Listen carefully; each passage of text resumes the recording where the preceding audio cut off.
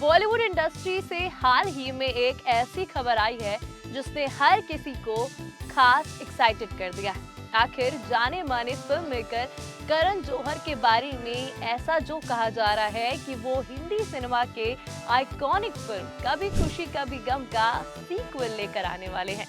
जी हाँ, रिपोर्ट्स के मुताबिक करण एक बार फिर से डायरेक्शन की कमान संभालने जा रहे हैं और अब नए साल में 2026 में वो कभी खुशी कभी गम के सीक्वल के साथ डायरेक्शन में वापसी करेंगे। चर्चा है कि इस फिल्म की स्क्रिप्ट लॉक हो चुकी है। हालांकि मेकर्स का अभी इस खबर को ऑफिशियल करना बाकी है, लेकिन K3J के दूसरे पार्ट की बात सुन के लोग एक्साइटेड हो चुके हैं। आखिर 2001 में आई ये फिल्म आज भी लोगों के दिलों में जो बसी हुई है, लेकिन आपको ये जानकर यहाँ दुख हो सकता है कि इस फिल्म की एक एक्ट्रेस अब हम सबके बीच मौजूद नहीं है। जी हाँ, ये अदाकारा इस दुनिया में नहीं है। दुख की बात तो ये है कि K3J की इस मशहूर एक्ट्रेस ने अपने बेटे की याद में दम तोड़ दिया।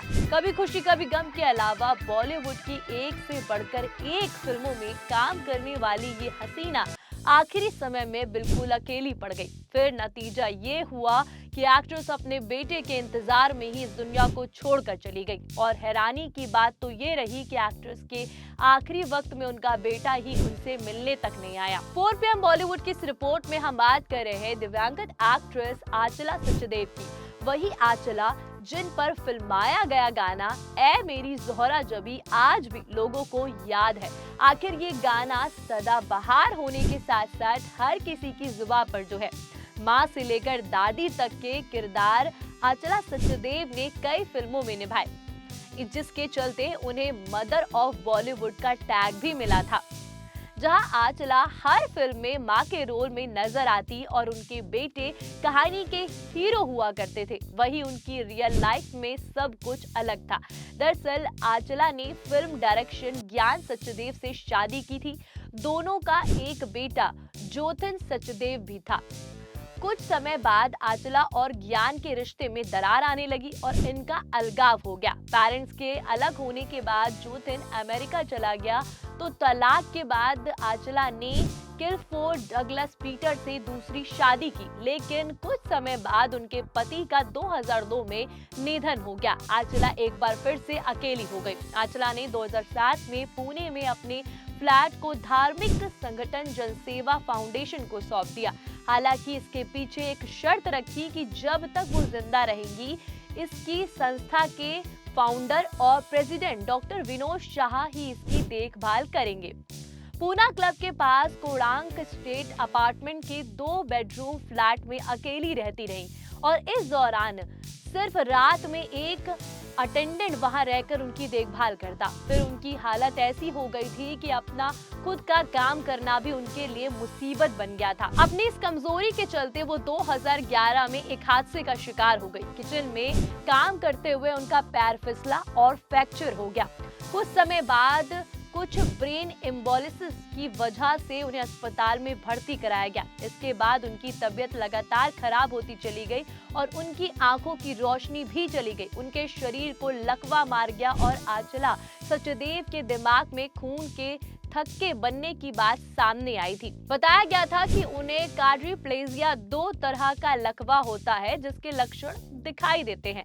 फिर किसी तरह कुछ दिन अस्पताल में काटे और आखिर में 30 अप्रैल 2012 को आंचला ने अपनी अंतिम सांस ली। साल 2012 में 51 साल की उम्र में आंचला सचदेव का निधन हो गया। जब वो दुनिया छोड़कर गई तो उस दौरान USA में रह रहे बेटे जोथिन ने भी उनकी कोई सुध नहीं ली। रिपोर्ट्स के मुताबिक आंचला ने जिंदगी का अंतिम दौर बेहद तंगहाली में काटा। गौरतलब है कि आंचला सचदेव का जन्म 3 मई 1920 को पाकिस्तान के पेशावर में हुआ था। उन्होंने देश के बंटवारे के पहले लाहौर के ऑल इंडिया रेडियो में भी काम किया था। उसके बाद दिल्ली के AIR में काम करने लगी। रेडियो के बाद आंचला ने फिल्मों की तरफ कदम बढ़ाया। एक्ट्रेस ने अपने करियर में लगभग 130 से अधिक फिल्में की। आंचला ने 1938 में आई फिल्म फैशनेबल वाइफ से डेब्यू किया था। इसे धीरूभाई देसाई ने डायरेक्ट किया था। उन्होंने फिल्म दिलरुबा 2050 से शुरू करते हुए कभी खुशी कभी गम 2001 तक का सफर तय किया। कभी खुशी कभी गम फिल्म में आंचला सचदेव ने अमिताभ बच्चन और जया बच्चन के किरदार यश और नंदिनी की मां यानी राहुल और रोहन की दादी के किरदार की भूमिका निभाई थी। आंचला को फिल्म वक्त 1965 के लिए भी जाना जाता है। इस फिल्म में उन्होंने बलराज सहानी की पत्नी का रोल किया था। आंचला और बलराज पर फिल्माया गया सॉन्ग ए मेरी ज़ोहरा जबी इतना पॉपुलर हुआ कि आज भी लोगों की जुबान पर है। तो साल 2001 के बाद वो बड़े पर्दे से दूर हो गई। आंचला को हमेशा मां के किरदार में पसंद किया जाता और आंचला लगभग हर फिल्म में मां के किरदार में ही नजर आती, चाहे फिर आरजू में जितेंद्र कुमार की मां और दिल वाले दुल्हनिया ले जाएंगे सिमरन की दादी या फिर कभी खुशी कभी गम में राहुल और रोहन की दादी। वो हमेशा ऐसे किरदारों में खूब जचती। जहां आंचला हर फिल्म में मां का किरदार निभाती तो उनके बेटे की कहानी के हीरो हुआ करते थे और तो उनकी असल जिंदगी में सब कुछ उल्टा ही था। आखिर रियल लाइफ में उनके बेटे ने उनकी अंतिम समय में भी सुध जो नहीं ली थी।